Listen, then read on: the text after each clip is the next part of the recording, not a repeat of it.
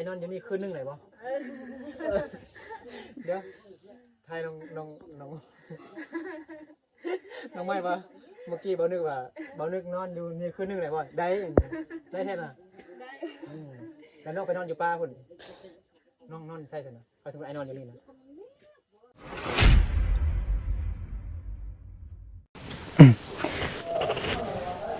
สบายดีพี่น้องเบิร์ดสุขูสุคนที่เคารพหักแพงโดยยินดีต้อนรับเข้าสู่2บ่าวนึกเผาไพรเส้นเก่าเส้นเคย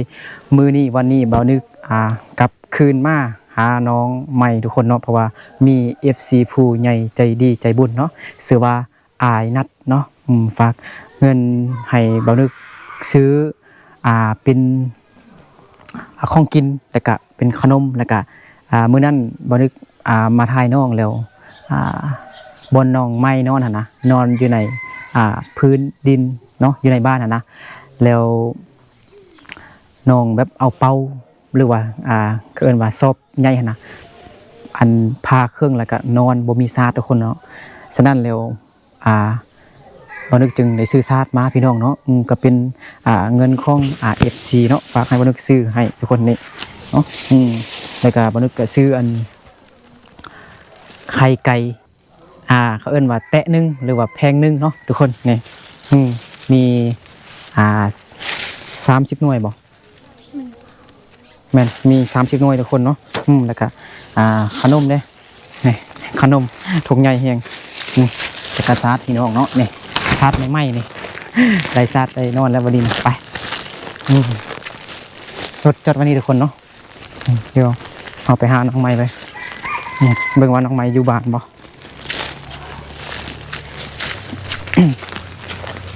เมื่อกี้มันน้องซ้ายของน้องไม้ทุกคนเนาะ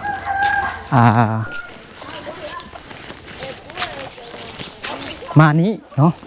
มาเล่นมานี่มาลินน้ำมูกทุกคนเนาะ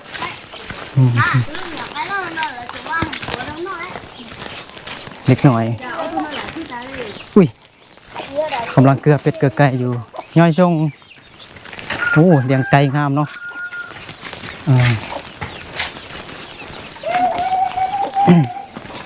เมื่อกี้นี่เมื่อเช้านี่บนกระไรเซตหาน้องแล้วน้องไม่ว่าอยู่บ้านทุกคนมื่อนี้เป็น15ค่ำเป็นมือค่ำเขาเจ้าคลัมนะแบบบ่ไปให้ไปส่วนไปหน้าปิดประตูไว้ทุกคนมาบอกว่าน้องใหม่อยู่เหมือนบ่ขึ้นไปเทิงคนละซื้อเด้งก่อน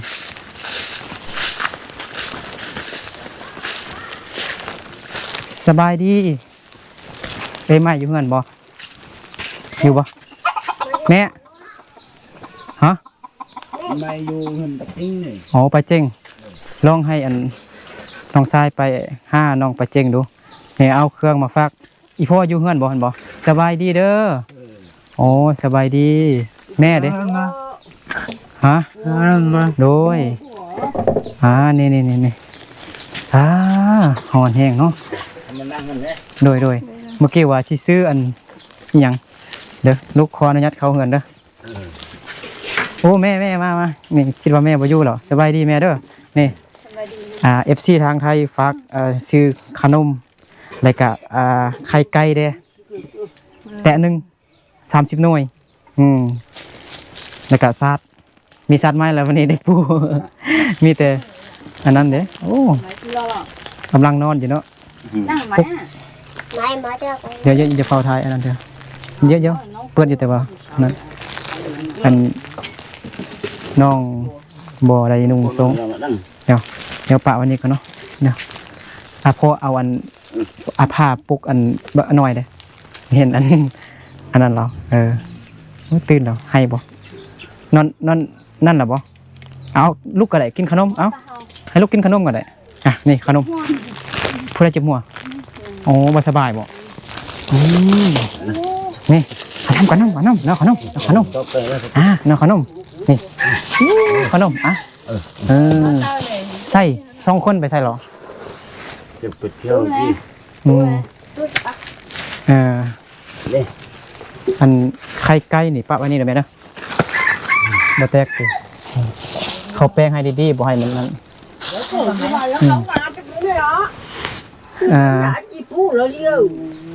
ไม่อยู่เฮือนไปเช็คเนาะให้ไปบอกเพื่อนเหรอโอเคเนาะโอ้อากาศร้อนทุกคนเนาะเดี๋ยวสบายดีแม่เฒ่าเด้อสบายดีเด้อสบายดีเด้อพ่อสิไปซะ บ่ไปดอก บ่ไปซะอ๋อ อีแม่แบ่งให้บ่อ๋อเดี๋ยวปะไว้ก่อนจักหน่อยก่อนเนาะขอบใจเด้อโอ้เจ้าเด้อ สบายดีน้องใหม่มาแล้วทุกคนเนาะไปยังมาไหมตะลินอยู่ใส่เดี๋ยวติดไมค์ก่อนบ่ได้ยินเสียงติดไมค์ก่อนเด้อตุ๊กส่งอาทิตย์หน้าเลยมันมีบอนนี่ป่ะนะยิบใส่เอาอันนี้ไว้นี่ก่อน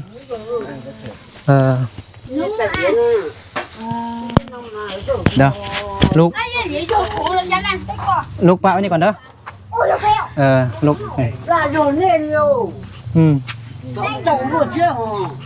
นี่เนาะน้องใหม่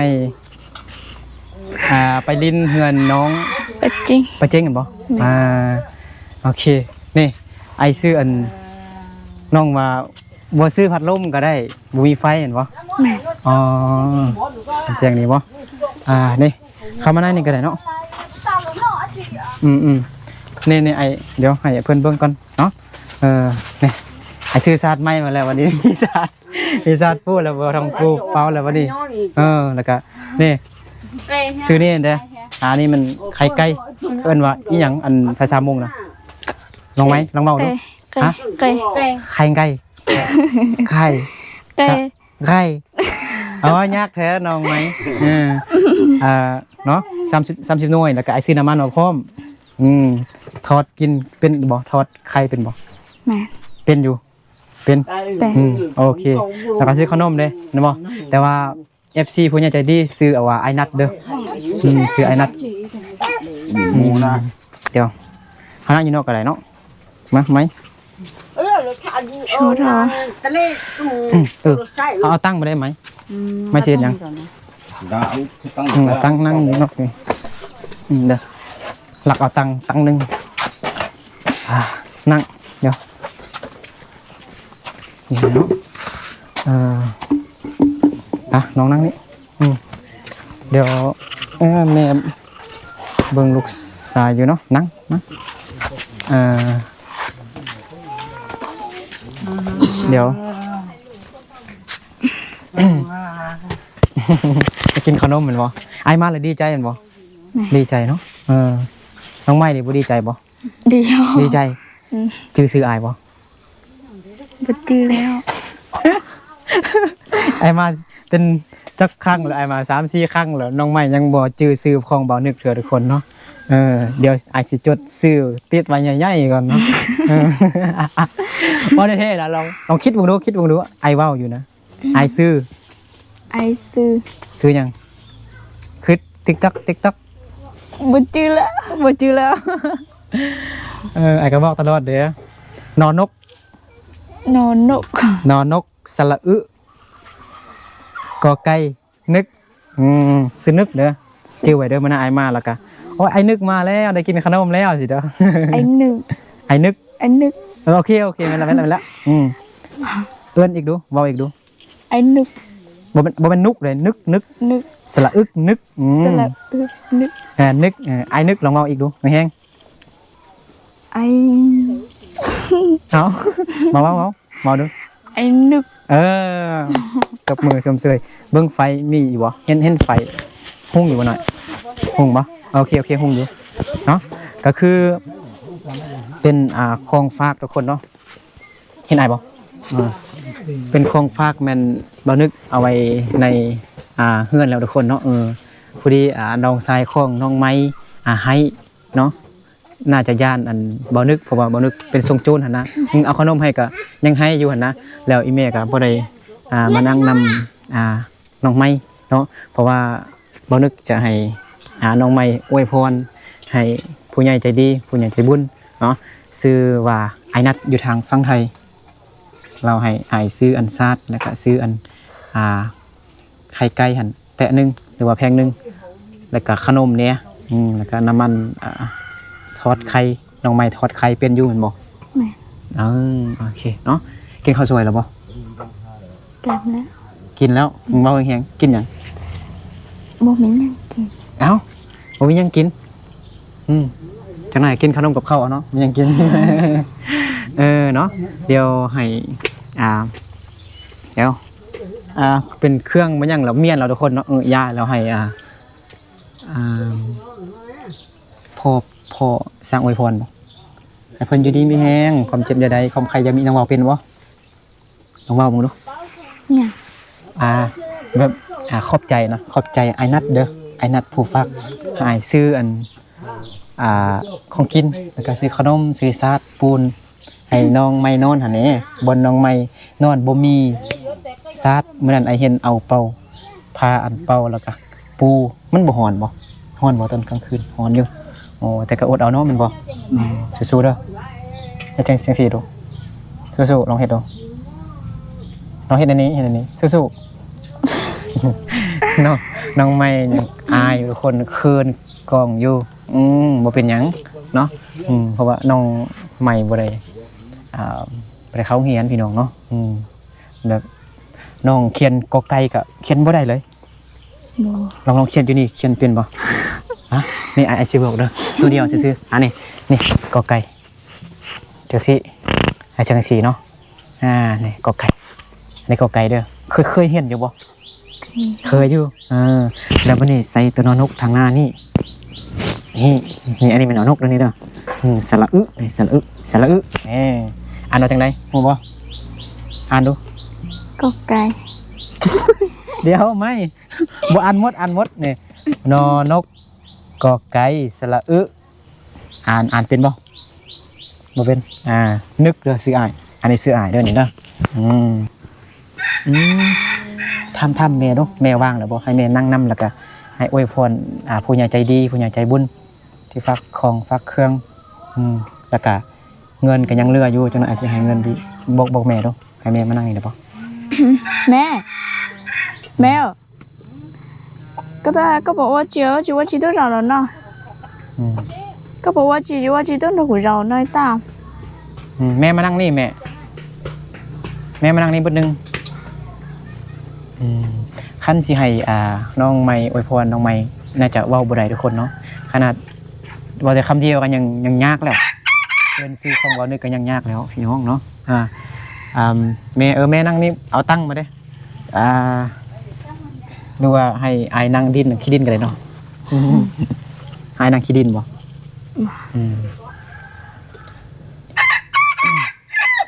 ไก่บ่ได้ไข่เถอะเนาะมื้อนั้นอายถามอยู่สิซื้อทำ FC ยังบ่ตอบเถื่อ ตำบักหุ่งก็เป็นบ่ตำบักหุ่งเป็นบ่ บ่ ฮู้บ่ ฮู้ ฮู้น้องตำบักหุ่งเป็นบ่ บ่ ไม่ตำบักหุ่งเป็นบ่แม่ไม่ตำบักหุ่งเป็นบ่เป็นบ่นะตัวไอ้นึกอีกแล้วมื้อนี้เดี๋ยวอีแม่สร้างอวยพรบ่แบบขอบใจอันผู้ใหญ่ใจดีผู้ฟักซื้อของซื้อขนมซื้อของกินเป็นบ่ย่อมือจังซี่งามๆเฮ็ดจังซี่แม่เด้แล้วให้อีแม่เว้าแม่ยับมาอยู่ใกล้ๆก็ได้เพราะว่าบ่ได้ยินเสียงจังได๋นะเดี๋ยวเว้าได้บ่ ให้ก่อน ขอบใจไอ้นัดซื้อไอ้นัดเด้อซื้อไอ้นัดเดี๋ยวเอาเงินก่อนเอาเงินยังเหลือไอ้ซื้ออันของเมื่อกี้ยังเดี๋ยวเพิ่นเบิ่งคลิปเหรอที่ต้น1 2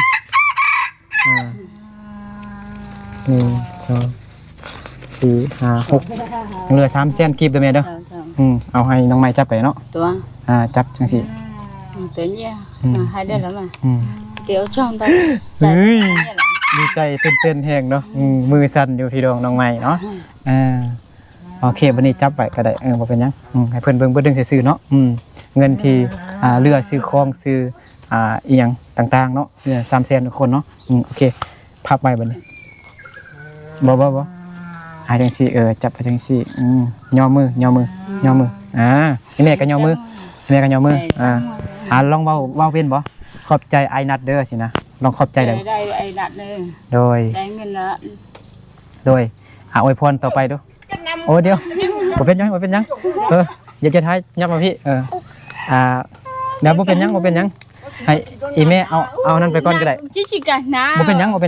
บ่ต้องทายอยู่นะเห็นสิแม่อุ้มไปในเฮือนก็ได้เดี๋ยวค่อยสิบอกแทนก็ได้สิอวยพรcú rồi อีแม่เอาลูกไปนอนในเฮือนก็ได้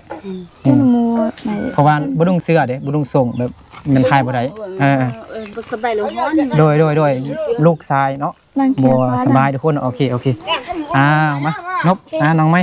งามเด้อเนาะนั่งนี่ก็ได้นบมือหน่อยอ๋อโอเคเนาะเดี๋ยวเบานึกจะขอ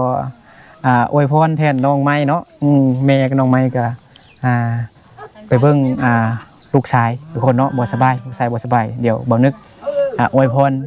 ให้ผู้ใหญ่ใจดีเพิ่นเนาะจงอยู่ดีมีแห้งความเจ็บอย่าได้ความใครอย่ามีเนาะจงมีแต่ความสุขความเจริญรุ่งเรืองเนาะนอนให้ได้เงินหมื่นตื่นให้ได้เงินแสนเนาะให้ทุกห่วยรวยเบอร์เนาะให้เฮงๆรวยๆเด้อไอ้นัดเด้อเนาะปรารถนาสิ่งใดขอให้ได้สิ่งนั้นเนาะโอเคสาธุโอเคเนาะดีใจบ่น้องแฮงดีใจบ่น้องไม้ได้เงิน đi chai không อ๋อได้ของนำเด้เนาะเป็นของกินเนาะแล้วก็ขนมแล้วก็ได้ซัดไม้ปูนอนแล้ววันนี้เนาะบ่ได้ใส่เป่าปูแล้วก็นอนทุกคนเนาะหน้าจอดับหน่อยแล้วได้เงินนี่แล้วสิเฮ็ดหยังสิเอาไปซื้อหยังเงินนะ300,000นี่ เอาไปซื้อเครื่องมาให้เนี่ย มาว่างแฮงบ่ต้องอายเอาไปซื้อข้าว ซื้อเขาซื้อหยังแน่ ซื้อข้าวซื้อเครื่องมา ซื้อเครื่องอีหยังเครื่องหยัง สบู่ดิ อ๋อซื้อสบู่ซื้อแฟบสบู่เนาะโอเคโอเคดีแล้วเนาะอย่าไปเอาเงินนี่ไปซื้อเหล้าซื้อเบียร์กินเด้อบ่ต้องไปซื้อเหล้าซื้อเบียร์บ่ต้องซื้อยาสูบเด้อ มาสูบยาดิหยอกน้องไม้ซื้อพี่น้องเนาะมื้อนี้น้องไม้ก็น่ารักสดใสคือเก่าพี่น้องเนาะมื้อนี้เป็นมื้อ15ค่ำเนาะเป็นมื้อพวกน้องค่ำบ่15ค่ำเข้าคาลัมไปให้ไปส่วนบ่ค่ำอยู่ฮู้บ่ฮู้15ค่ำบ่10ฮอดมื้อ15ค่ำแล้วจะพักบ่ไปให้ไปนาไปส่วนคันไผไปแล้วเขาจะปรับไม้ฮู้ปรับไม้บ่ปรับไม้แล้วเขาจะเอาเงินหั่นน่ะสมมุติน้องไม้ไปให้ไปส่วนเรามื้อ15ค่ำหั่นน่ะแล้วผู้ใหญ่บ้านหรือว่านายบ้านเห็นแล้วก็เขาจะปรับไม้น้องเงินนี่เขาเอาไปเลยนะเข้าใจบ่คำว่าปรับมังโหอยู่เนาะน้องซื้อเด้งกันบ่แม่นน่ะ แม่ เด้งบ่เด้งกินข้าวนมแล้วบ่กินแล้วจังหน่อยกินเองเด้อโอ้ขนมหลายอยู่มือก้อนนั่นเด้หมดแล้วบ่ขนม วันแล้ว หมดแล้วใครกินเก่งกว่ากัน มีคนไล่กิน มีคนไล่กินมีคนไล่กินมีหลายคนกินพี่น้องน้องโอปีน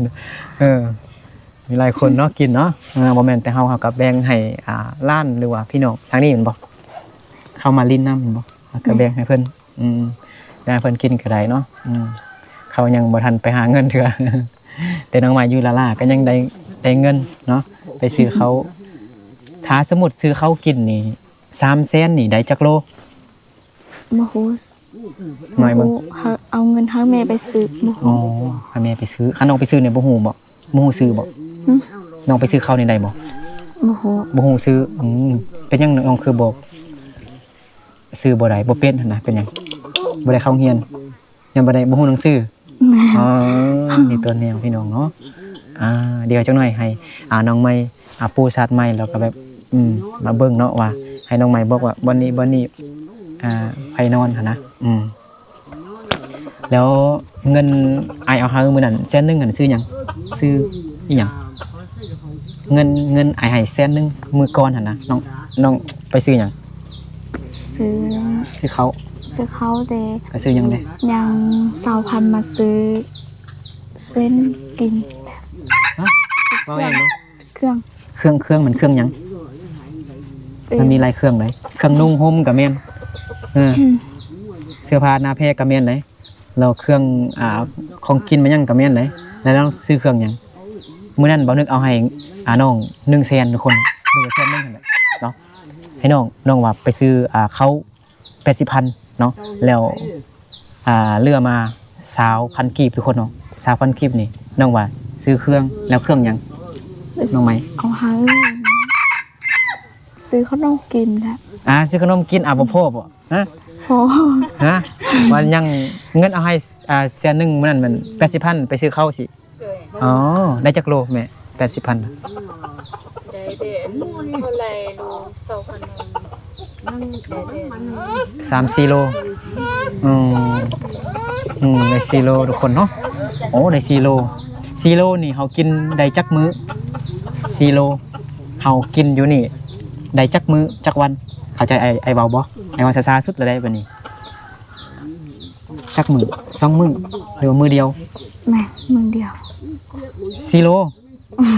มื้อเดียวนะ แม่ เอามื้อนั้นน้องว่ามื้อนึงนี่กินข้าว10 คนกินได้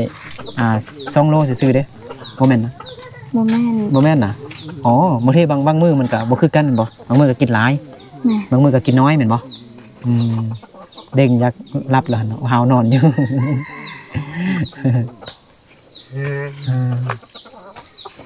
น้องสายพอทุกคนเนาะเป็นกองไปดีใจทุกคนเนาะเห็นบ่นึกมาแล้วก็ดีใจอยากกินขนมหั่นแหละคันบ่มีม้าลายอยู่เทิงนี่อยากให้น้องไม้พาเพิ่นเลาะลิ้นอยู่เทิงนี่นะมีม้าหลายบ่ม้าเฮาเนาะ นิ้ว เอาเข้าไปในเฮือนแล้วเอาสัตว์ใหม่มาลองปูเบิ่งว่าใหญ่ซำใดไปเนาะไปเอาเงินหั่น300,000นั่นเอาไว้นำแม่เด้อให้แม่เมียนไว้เนาะคันสิไว้นำน้องไม้อย่าน้องไม้ซื้อเหล้าซื้อเบียร์กินน่ะ โอ้ยังบ่ได้นุ่งทรงเลย แม่ แจ้งบ่ มันนี่เจี เดี๋ ย ยว วสิเอาอันแม่อุ้มน้องอุ้มลูกชายอยู่นอกก่อนก็ได้บ่มีแดดหรอกเนาะห่มอยู่เดี๋ยวสิให้น้องไม้ปูอันซาดไม้นี่เนาะปูอยู่นี่บ่น้องไม้นอนอยู่นี่เนาะ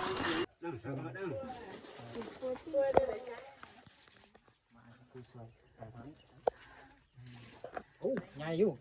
นอน10 คนนะอยู่ที่บ่งามกว่าอันนั้นเนาะเป่าเนาะเห็นบอกโอ้มานอนพัดที่เลยแน่พอดีโอ้นอนหลายคนเนาะนี่เนาะพี่น้องเนาะพอดีกองถ่ายมันฮ้อนทุกคนนั่นแหละถ่ายต้นเนื่องบ่ได้ทุกคนเนาะถ่ายต้นบ่ได้เนาะก็เลยใส่โทรศัพท์ถ่ายทุกคนแล้วเสียงมันอาจจะบ่ได้ยินชัดบ่ได้ยินเสียงดีเนาะขอโทษขออภัยเด้อเนาะขนาดเสียงบ่นึกเบาแห้งๆก็ยังบ่ได้ยินเสียงซ้ำมีแต่ค่อยซื่อๆเนาะอันน้องไม้เว้าเนี่ยบ่ได้ยินแล้วแล้วมอนหัวเด้แม่มอนหัวเด้น้องไม้มีบ่เอาได้มอนหัวน่ะบ่มีล่ะเอาอันอีหยังตัวน่ะลองเอามาลองนั่นดู ลูกหลานเรา เดี๋ยวขออนุญาตไหนเนาะเด้ทุกคนเนาะนี่น้องไม้จะนอนที่นี่พ่อแม่นอนอยู่หั่นทุกคนเนาะนี่อันนี้เนาะเห็นปะอันนี้มันอันนี้มันเฮามันหัวอ๋อเดี๋ยวไอ้นอนอยู่นี่คืนนึงเลยปะเดี๋ยวทายน้องไม่ปะเมื่อกี้เบานึกนอนอยู่นี่คืนนึงเลยปะได้แท้น่ะแล้วน้องไปนอนอยู่ป่าพุ่นน้องนอนใส่กันนะเขาสมมติไอ้นอนอยู่นี่นะนอนอยู่นี่คือกันฮะเดี๋ยวไอ้น้องไม้เดี๋ยวเมื่อกี้เด้อความคิดของน้องไม้เถอะเด้อทุกคนเบานึกว่านอนอยู่นี้เบานึกนอนอยู่นี้เนาะว่าแล้ววันนี้น้องเบานึกนอนอยู่นี้เหรอน้องไม้เด้ถ้าน้องไม้นอนอยู่ไสนอนยันอยู่ฟ้าที่สิแล้วน้องไม้ตอบว่าน้องไม้กับชินอนอยู่นี้ว่าซั่นน่ะสมมติน้องพอเทศนะไอ้นอนอยู่นี่แล้วนอนแล้วแม่พ่อแม่นอนได้อยู่บ่ผิดนะแม่บ่ผิดเนาะคอมเมนต์แต่ละ ส้นเผาทุกคนมันบ่คือกันเนาะสำหรับชนเผามุ้งเฮานี่บ่ผิดเนาะก็คือแบบนอนนำกันหลายคนเนาะบอกคือลูกสาวก็นอนสิ แม่น แล้วบัดนี้ลูกนี่ก็นอนบ่เป็นหยัง บ่เป็นหยัง อ๋อเพึ่งฮู้ทุกคนหาก็ฮู้ตั้งแต่ถ่ายคลิปมาทุกคนเนาะแบบกะ ไปว่าจะไหนแล้วเหรอ เนี่ยเอาตังค์ไปเนาะตังค์ ไม่ก็นอนอยู่นี่ไอ้ก็นอนอยู่นี่ได้อยู่พอได้คนบ่เป็นหยังว่าซั่นป๊อดถูกใจดีแฮงพี่น้องเนาะ ซั่นมื้อแรกนะไอ้นอนนี่เด้อให้เอ้ยลี่กับให้ยอกซื่อๆเด้อ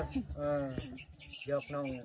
บ่นึกยอกซื่อๆทุกคนเนาะแต่ว่าน้องใหม่เว้าความจริงหน่อยเนาะเว้าจริงจากใจเด้อทุกคนเนาะแบบเขาเพิ่นยังเราบ่ฮู้ยังหลายอะนะน้องใหม่ก็บ่ได้เข้าเรียนแล้วพี่น้องเนาะบางชนเผ่านี่มันบ่คือกันทุกคนเนาะของแต่ละคนมันบ่คือกันแต่ละชนเผ่าน่ะมันบ่คือกันเนาะโอเคเรียนได้แล้วหน่อยเนาะไหมหายไปนอนนั่นแหละมันบ่ค่ำเลยเด้นอนเฮ็ดหยังเนาะมันยังแจกจังปางอยู่อันนี้ปูไว้เลยได้บ่ปูไว้เลยได้บ่ ได้ ได้เนาะต้องทายน้อยบ่นุ่งตรงโอ้งามแล้ววันนี้ง่ายแล้วพี่น้องเนาะเขาอิดมีแต่ซะน้อยๆหลักน้องไม่เอาแม่มานี่หน่อยแล้วเฮ็ดเตียงอีกบ่ได้บ่พ่อแบบเฮ็ดเตียงนี่นะตัดไม้ไผ่ไม้หกไม้บงมาเฮ็ดได้บ่มันก็คิดว่า เฮ็ดให้น้องให้ลูกเด้อยู่นี่ เพราะว่าแต่ว่าบุญนี้มันแคบแล้วเนี่ยเรา แคบแล้วเนาะ เราสิได้ต่อนี้ไปเรื่อยๆ โอ้ต่อไปอีกได้มาทาลงทุนยังดอกเอาไม้หกไม้นั่นไผ่มาเฮ็ดก็ได้เนาะ มันเกี่ยวยาเท่ากัน ด้วยเกี่ยวยากันเนาะนี่ก็อากาศอบเอาพี่น้องเนาะฝ่าบดอยู่เนาะน้องเด้งคำโหนี่จับตั้งมาให้ตากล้องนั่งทุกคนเนาะเป็นนั่งย่อๆแต่โดนเนาะยังคนนึงเนาะลูกแม่มัน5คนเห็นบ่แม่5คนทราย3ยิง2ทุกคนเนาะน้องไม้มันลูกกบมันบ่พอน้องไม้มันลูกกบทุกคน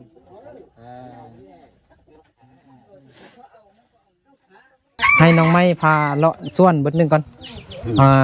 นี่เดี๋ยวให้นึกไปก่อน น้องไม้นะฮักสดใสคือเก่าเนาะน้องไม้เป็นคนลายใจบ่หรือใจเดียว ใจเดียว อุ้ยใจเดียวว่าซั่นเนาะอันนี้ฮู้บ่แม่นหยังอันนี้ภาษาลาวฮู้บ่ หู พักหยัง ปวดจะกลัว บ่ไอ้ว่าภาษาลาวนะบ่เป็นภาษามงภาษาลาวบ่ฮู้เนาะ บ่ฮู้ ผักเน่าเด้อหรือว่าทางไทยเขาเอิ้นว่าชะอมทุกคนเนาะกินหอมเนาะหอมบ่ ฮอนวะ เฮ้อ ฮอนวะ หอมบ่ ฮอนวะ ไอ้ว่าเม่น นี่ โอ้ นี่หอมกับเม่นน้องฮู้บ่หอมแบบหาดมกินเลยหอมฮู้บ่ โอ้ เม่นมันเม่นคืออันขี้ไก่ขี้เป็ดอันนะมันเม่นขี้ไก่ฮู้บ่เข้าใจอยู่ติ เข้าใจ เนาะส่วนน้องไม้นี่ปลูกหยังเด้อยู่นี่น้องลองเบิ่งดูเบิ่งแล้วก็เว้าเป็นภาษาลาวอันใดที่น้องบ่ฮู้บ่ต้องบอกก็ได้เบิ่งดูมีหยังน้องฮู้เป็นภาษาลาวได้บอกมาเลยปลูกหยังเด้น้องไม้ บ่ฮู้บ่ฮู้ ปลูกบ่ฮู้ บ่ฮู้ เอ้าปลูกบ่ฮู้มีบ่ปลูกบ่ฮู้ บ่ฮู้ภาษาลาว ฮู้ภาษาลาวบ่น้องเบิ่งนี่อันนี้เป็นต้นหยังฮู้บ่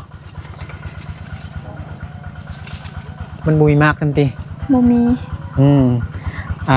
ภาษาลาวเขาเอิ้นว่ามากเป็นหยังนี่ บ่ฮู้ ต้นมันหยังต้นมะม่วงเด้อแล้วไอ้นี่เด้ต้นหยังนี่มากมันหยังมากมันหยัง มะก้อย ต้นมะกล้วยต้นมะกล้วยแทนน้องใหม่ฮู้อยู่เก่งแล้วตัวมือสมเสยแต่ก็มีเครืออันอีหยังนี่เครือมักบวบบ่มักบวบแล้วก็อันนั้นได้ฮู้บ่ เฮียงหั่นน่ะนี่นะ โอ้โห อ้อยเด้อต้นอ้อยต้นอ้อยจื้อไว้เด้อภาษาลาวจักหน่อยไอซีซ่อนภาษาอังกฤษให้น้องเด้อ ฮู้ภาษาอังกฤษบ่ โอ้โห I love you แปลว่าหยัง I love you แปลว่าหยัง I love you แปลว่าหยัง ไอ้ลูกยูโมโหเปส ฮะ โมโหเปส กูโลกอนะฮู้บ่ โอ้ คอยฮักเจ้าเด้ออันนี้มันต้นอ้อยเด้อต้นอ้อยนี่เป็นหยังเขาจึงมัดไว้จังซี่ฮู้บ่เป็นหยังบ่ให้มันคดนะให้มันซื่อลำมันซื่องามหั่นนะมานี่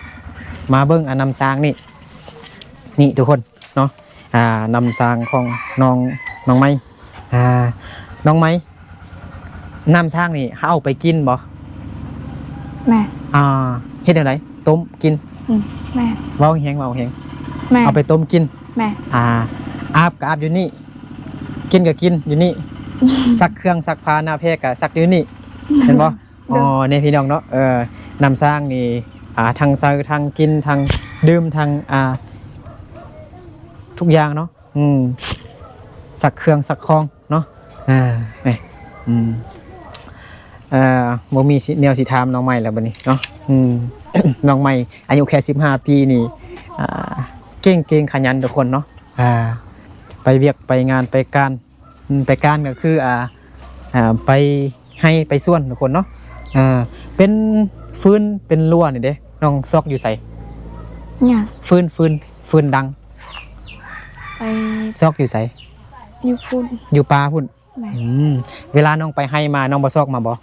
บ่ บ่บ่ได้ซอกเนาะสมมุติเลิกให้เลิกส่วนมาน้องบ่ได้ซอกแต่ว่าเมื่อใดที่น้องได้อยู่บ้านน้องก็ไปหาฟืนหารั่วแม่นบ่ แม่ มานี่มันแดดแล้วเนาะนี่โอ้ต้นอ้อยใหญ่เนาะไอคอได้บ่ ได้ ไอคอมืดหันได้บ่ ได้ อ้าวน้องไม่สิเอาต้นอ้อยหันอ้อยนะไอนึกมืดทุกคนให้เบานึกมืดเนาะบ่ได้ขี้เนาะไอนึกยอกซื่อๆเด้ออันนี้มันส่วนอีหยังนี่ส่วนหยังโหบ่ โมโห ส่วนหยังพุกหยังเด้